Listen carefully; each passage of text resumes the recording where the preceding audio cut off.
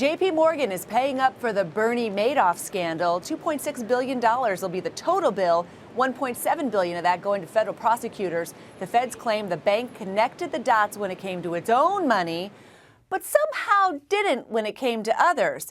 Thanks to the Bank Secrecy Act, they can be held accountable for that sort of behavior. But if the bank is settling criminal charges, why is nobody going to jail?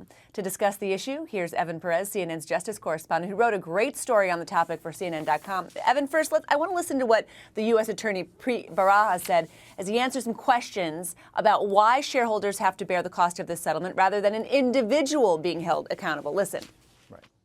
Right. You take into account all factors. You take into account the legitimate law enforcement need to have deterrence and to holding people accountable and to bringing money back to victims and to making sure that the punishment is proportional to what the conduct was. And when you're talking about an institution, we also have to take into account, as we're required to, potential collateral consequences. Potential collateral consequences. That's the key here, isn't it?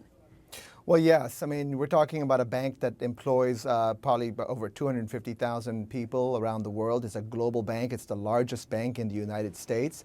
And so when you're talking about going after not only the bankers, but also the bank itself, there was a discussion, I'm told by sources, between the prosecutors in Preet Bharara's office and the regulator of JPMorgan, the primary regulator here in Washington, the OCC, which is under the Treasury Department. There was a big discussion about whether or not you could charge the bank to try to send a deterrent message, to try to say, you know, make them plead guilty to something. Christine, you and I have been around long enough doing this kind of stuff to remember when the complaint that people had about the prosecutors was that they were being too heavy-handed on these companies, that you know, shareholders and employees would suffer as a result of this stuff. When you're talking about banks, too, you're talking about something a little more integral to the American economy than advertising or even accounting. You're talking about the oxygen. The big banks pump the oxygen through the economy. So there's too big to fail.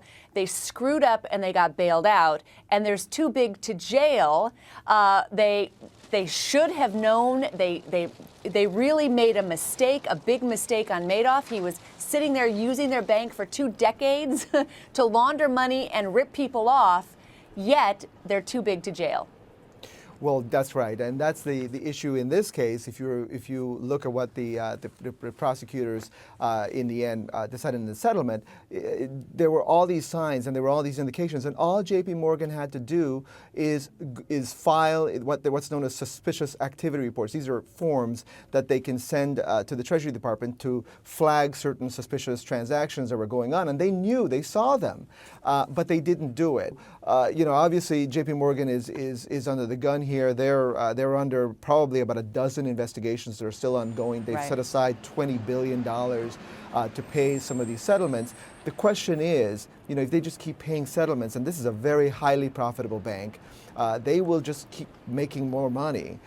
So the question is, you know, is that enough? Is that something that will be enough of a deterrent to get them to stop? Because they're, you know, essentially, you know, you're talking about habitual offenders. You remember, you know, when there was our big argument for common criminals, and they keep doing it, and you have 3 strikes, you're outlaws, right? Why isn't there a 3 strikes, you're outlaws for banks?